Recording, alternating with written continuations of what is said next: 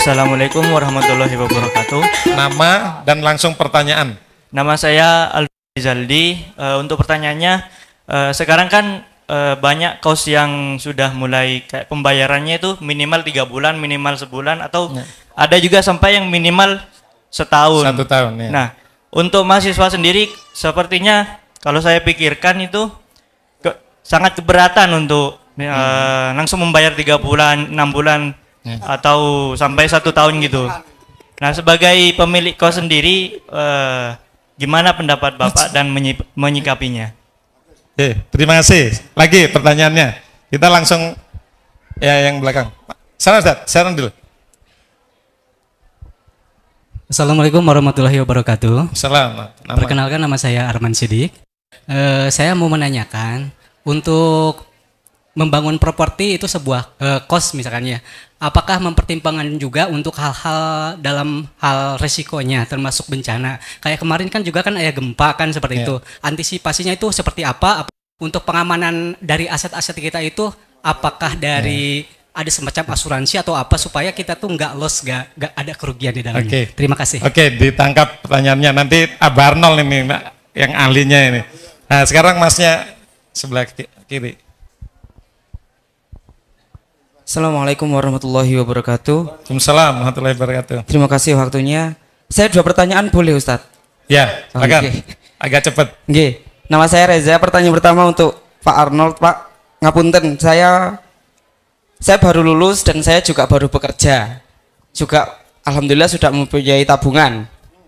Yang paling baik, ini saya pengen beli rumah, Pak. Saya mikirnya lebih enak itu uang cash, karena kalau saya hitung-hitung KPR kok selisihnya banyak. Nah, lebih baik saya beli rumah cash atau lebih baik saya beli tunai? Kredit. Oke. Itu yang pertama. Yang kedua, Pak Mardi, Komandan Mardi, ngeten, apa doa yang selalu jenengan panjatkan sehingga jenengan yakin dan bisa sukses seperti ini? Saya butuh doa itu kayaknya. Oh, iya. Seperti Komandan Mardi. Nah, ini mahal, doanya mahal. Baik, sudah 3 pertanyaan, kita jawab dulu. Sudah ada bagian masing-masing tadi ya dari beliau berdua. Yang kalau untuk pertanyaannya Mas siapa tadi? Mas Alvin. Nah, ini memang kalau pertanyaan terkait harga ini memang ada segmen-segmennya memang Mas. Jadi ada kos-kosan itu yang memang memberlakukan aturan seperti itu. Tentu itu karena saking percaya diri dengan fasilitas dan layanan yang disiapkan. Ya, sehingga dijual model apapun yakin laku, sehingga diterapkan seperti itu. Tapi banyak juga kos-kosan yang dijual apa adanya karena memang fasilitas apa adanya. Jadi masih banyak. Saya juga masih punya kos yang harga 600.000 punya kita. Ya, itu ya ada segmen-segmennya.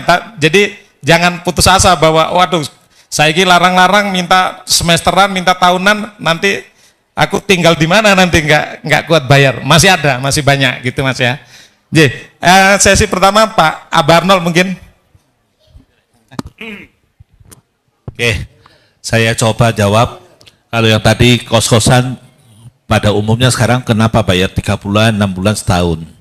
Sebenarnya itu terjadi begitu kalau saya lihat karena perilaku anak kos sendiri. Perjanjiannya kontraknya setahun boleh bayar bulanan. Tapi di tengah-tengah jalan tidak komitmen. Tidak komitmen. Sama apa yang sudah dia tanda tangani.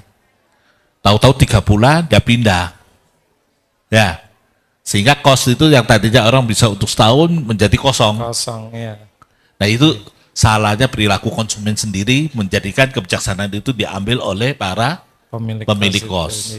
Ya. Dan itu segmennya ada sendiri.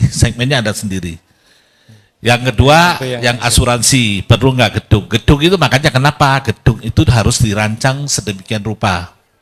Kalau kita sudah rancang sedemikian rupa, konstruksinya sudah stros sampai ke tanah keras, kemudian ada sepatu, dan itu terjadi bencana, bisa ambruk nggak? Bisa, kuasanya Allah ya. Tapi dari kita sebagai manusia, kita sudah siapkan konstruksinya sebaik mungkin. Saya bangun kos semua, setiap titik pondasi itu ada 4 titik stros. Straus itu masuknya antara 2,5 sampai 3 ataupun kadang bisa sampai 4 meter. Tergantung sampai di titik tanah yang dia paling keras. Itu baru kita masuk sepatu baru slope. Itu cara bangunnya. Sehingga secara konstruksi itu kita sudah siapkan betul-betul harus kuat. Tapi kalau terjadi bencana lagi, bisa nggak? Ya pasti bisa.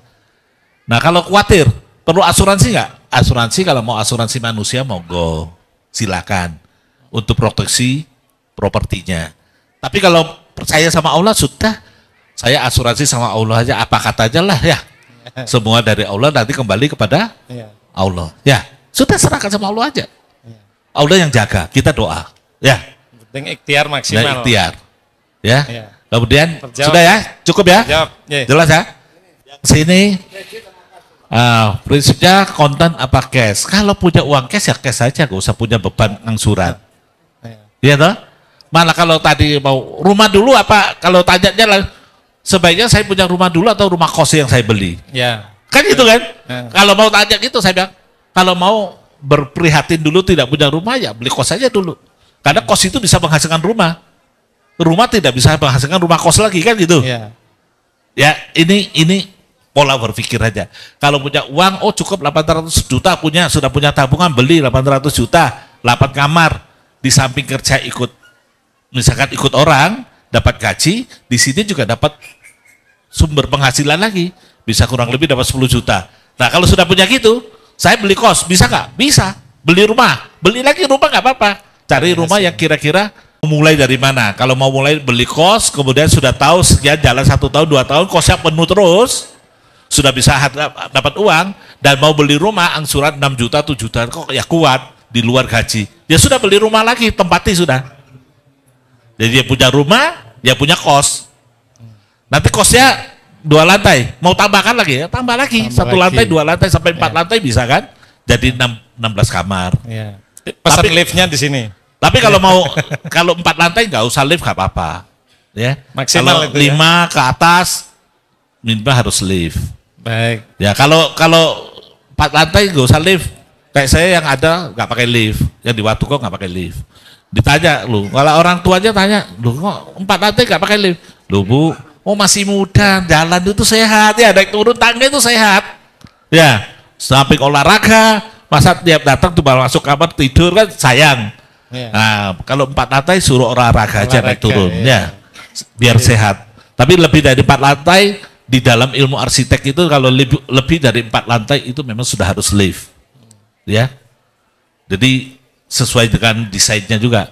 Ke depan mau berapa? Nah, kalau mau ditingkatkan, saya ada kos 1, misalkan sekarang 4 lantai. Rencana mau saya tingkatkan jadi 8 lantai. Nah, harus lift. Kalau lift berarti ada kamar yang harus dikorbankan untuk jalannya lift. Rumahnya lift ya. Kemudian dengan kita korbankan untuk lift itu, nanti ada tambahan berapa kamar dari 4 lantai itu. Kemudian Dihitung. ada parkir yang harus kita pikirkan. Lantai bawah juga harus dihilangkan semua jadi parkir. Berarti kan ada berapa kamar yang dibuang dan tambahnya jadi berapa kamar. Jadi gambarannya gitu ya. Ya. Silakan Jawab monggo. ya, Mas ya. Terima kasih.